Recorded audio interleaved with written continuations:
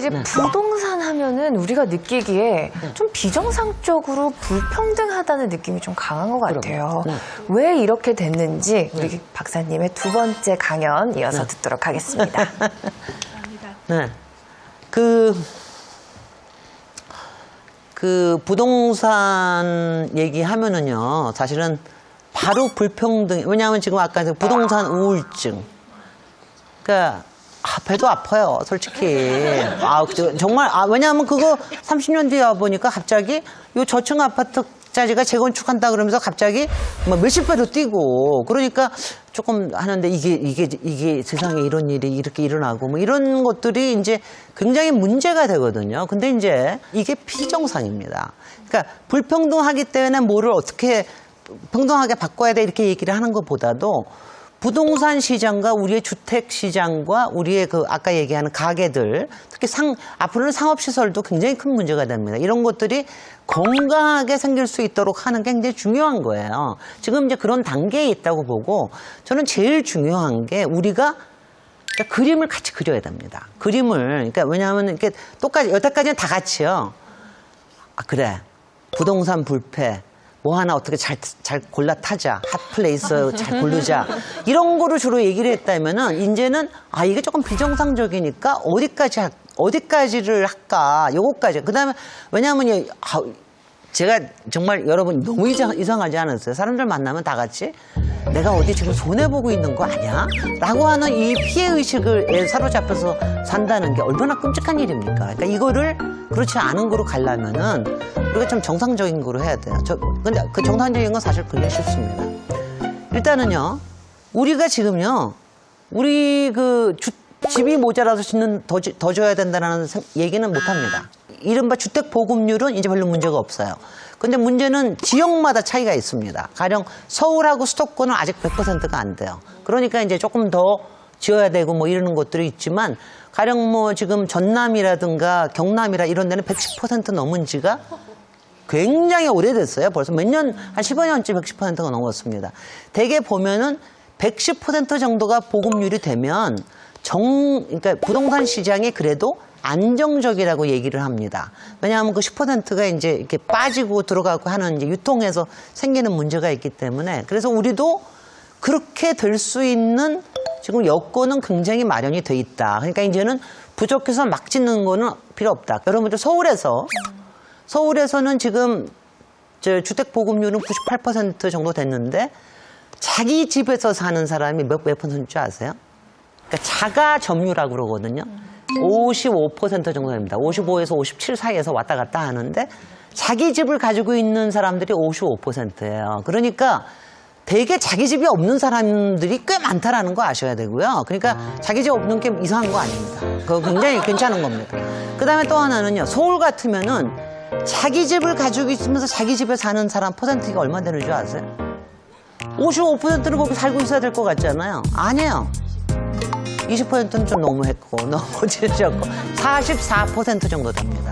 그건 뭐냐면 서울에서는 자기 집이 있어도 자기 아파트를 남한테 주고 자기는 딴 데 가서 사는 사람이 많은 거예요. 뭐 사정이야 여러 가지겠죠. 그러니까 어디까지가 좋은 자가 점유율이냐는 사실 나라마다 다릅니다. 되게 아무리 높아도 65%는 안 넘어가요. 어디든지. 그러니까 저는 지금 사실은 우리가 지금 생각할 거는 자기 집이 아닌 데서 사는 사람들, 45%에 사는 사람들, 임대에 사는 사람들이 어떻게 하면 좀 안정적으로 살 수 있을까 하는 거에 힘을 많이 기울여주는 게 우리가 지금 정책적으로 해야 된다는 생각을 합니다.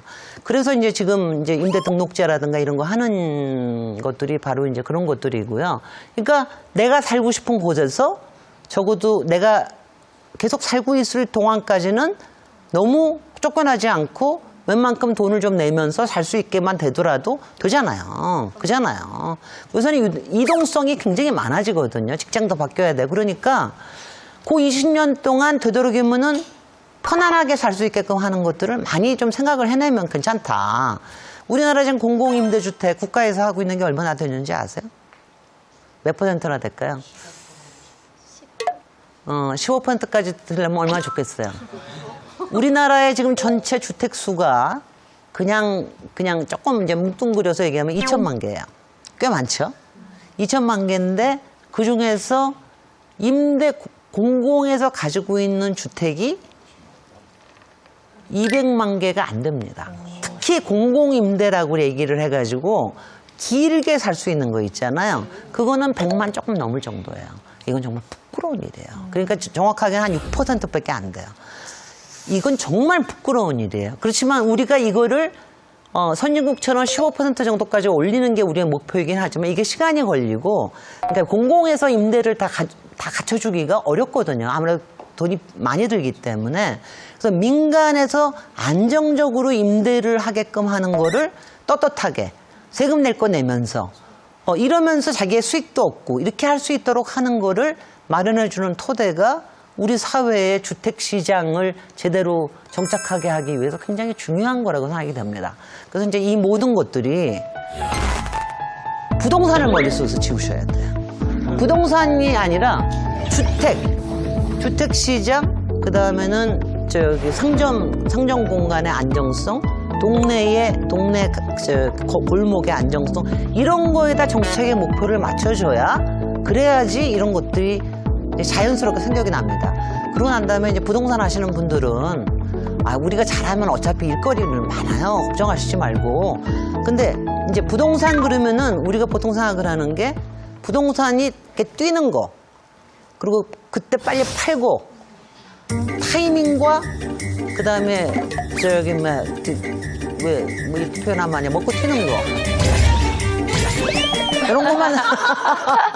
이런 것만 생각하시지 말고, 왜냐하면 이게 그렇습니다. 국가의 경제를 위해서, 우리의 경제를 위해서 굉장히 좋은 거예요. 근데 이걸 갖다가 우리는 그동안 분양시장에서 어디를 딱 찍어서 빨리 그거 하나 사고, 그 다음에 어느 만큼 뛸 때는 딱 팔고 먹고 튀는 거, 이걸 너무 부동산이라고 생각한 거, 이게 잘못된 개념이거든요. 그래서 앞으로는 부동산을 운용을 함으로 생기는 건강한 수익이 어떻게 잘 돌아갈까, 이런 거에다가 중점을 뒀으면 좋겠습니다. 네. 제가 어디선가 봤는데요. 우리나라가 세계 유일의 사전 분양국이라고 본 것 같거든요. 맞나요? 참, 우리는 기록도 많아요. 우리 이제 세계에서의 그 마지막 분양국이라고 하는 거는 곧 꼬리표를 뗄지도 모르겠고요.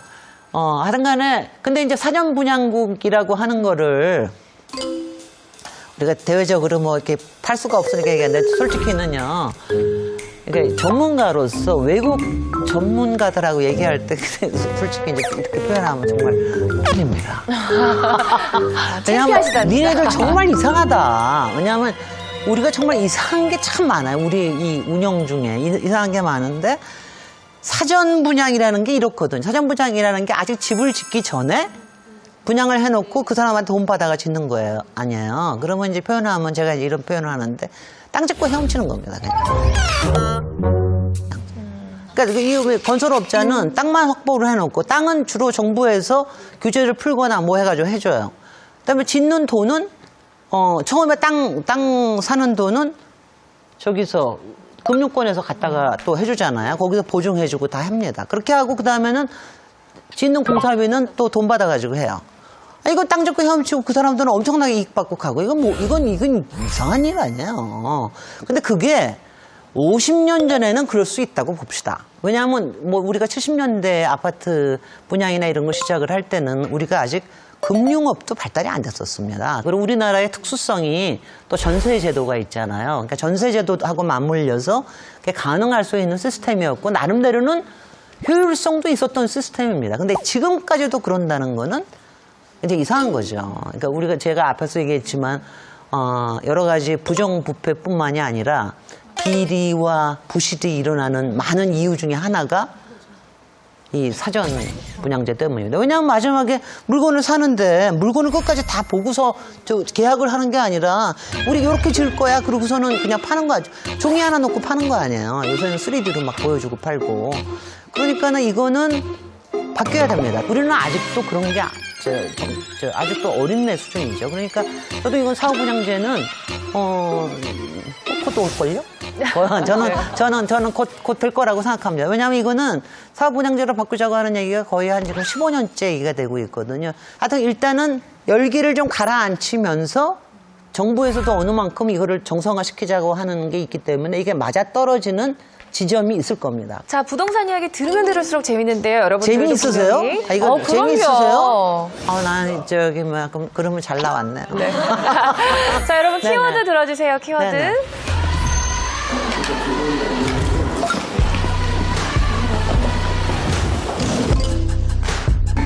솔직히 이 말 안 하면 후회할 것 같아서 그럼요. 순천에서 여기까지 왔는데 또 도전해보고 싶어서 오게 되었습니다. 저는 도저히 그게 안 나오거든요. 그게 네. 궁금합니다.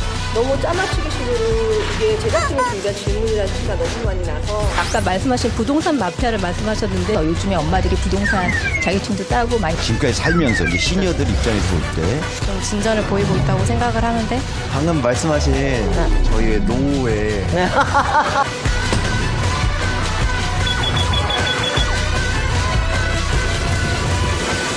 박사님이 생각하실 때 이제 공공주택이나 기숙사를 지을 때 양쪽의 의견을 절충할 수 있는 방안이 뭐라고 생각하고 또한 그거에 관련된 해결 방안이 어떤 게 있을까 저는 도저히 그게 안 나오거든요. 그게 네. 궁금합니다. 청년 임대를 반대하는 거에 대해서는 제가 정말 이상하더라고요. 왜냐하면 청년 임대가 잘 되면 솔직히 장사가 참 잘 되거든요. 그 주변에 거리에 장사가 잘 되는데 그걸 왜 싫어하실까? 난 그건 좀 이상하게 생각을 했고요. 기숙사에 대해서는 제가 조금은 유보적인 생각을 갖고 있습니다. 왜냐하면 기숙사를 하는데 기숙사가 필요한 건 사실인데 이건 또 대학들이 욕을 먹어야 될 일인 게 그 안에 들어와서 하는 거를 빌미로 해서 여러 가지 또 사업도 벌이십니다. 그러니까 주변의 동네에서 봤을 때는 이쁜 건 아니죠. 그죠?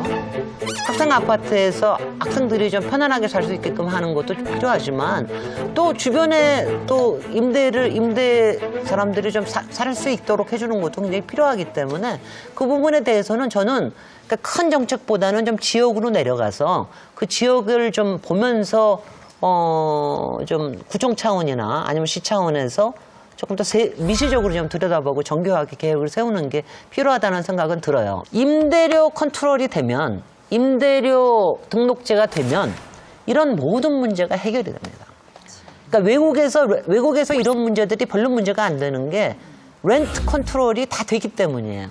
대학 주변에서는 거의 다 쉐어하우스로 살거든요. 방 하나씩 하면서. 근데 그것도 다 렌트 컨트롤을 하거든요.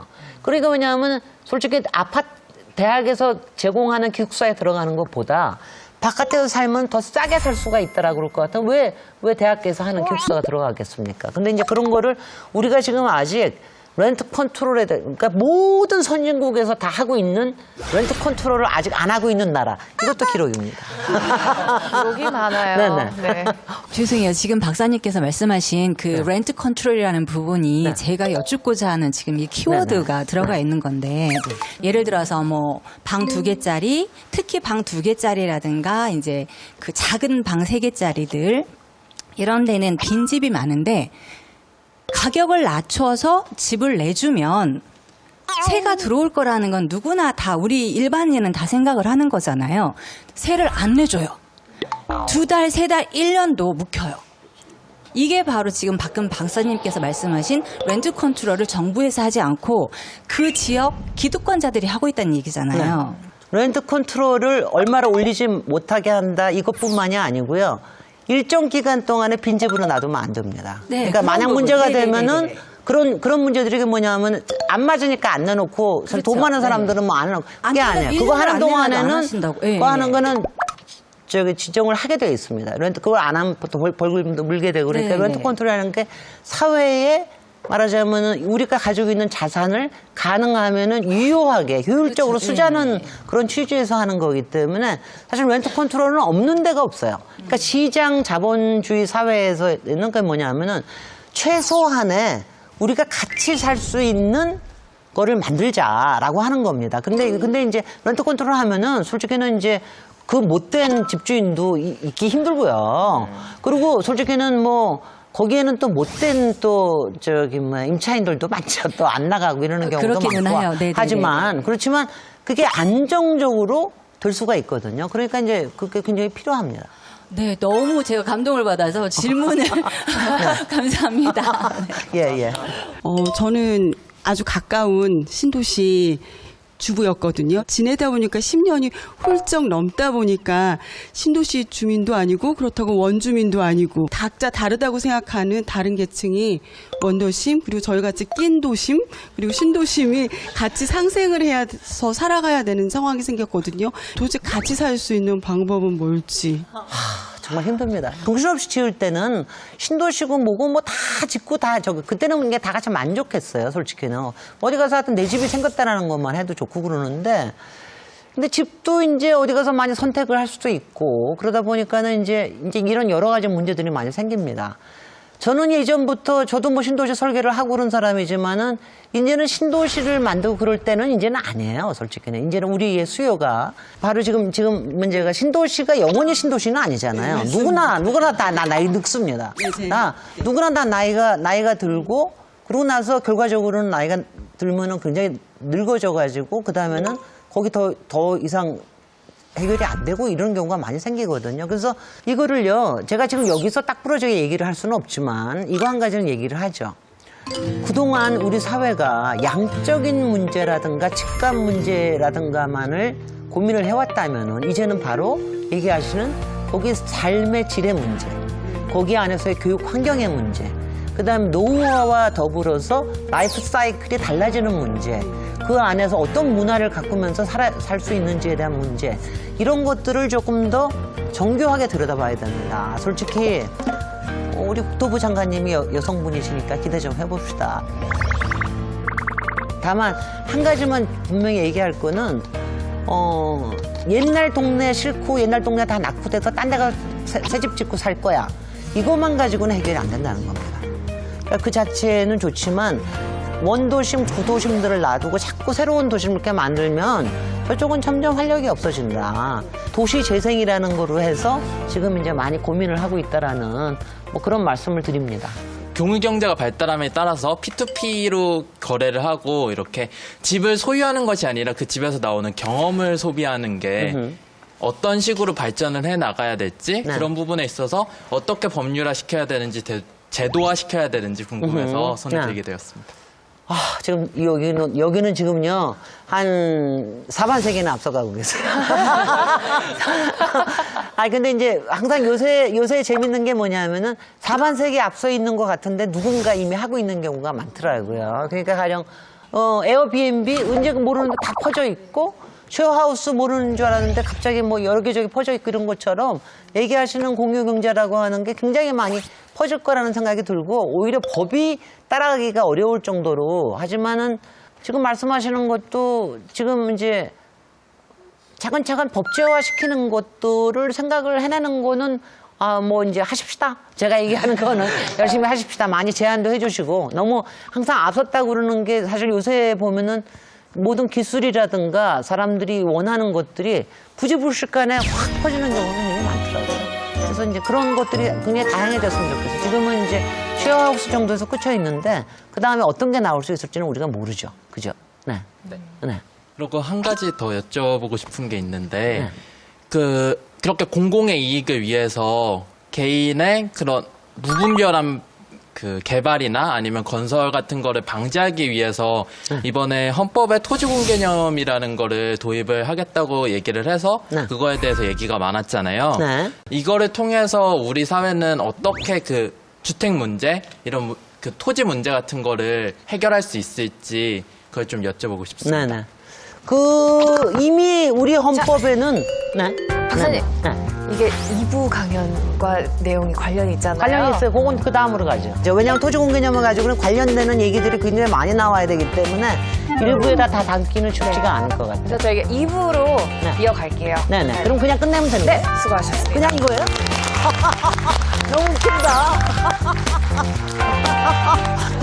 너무 웃기네. 이렇게 하고서는 그냥 2부 빠이빠이 하고 그냥 가는 거예요?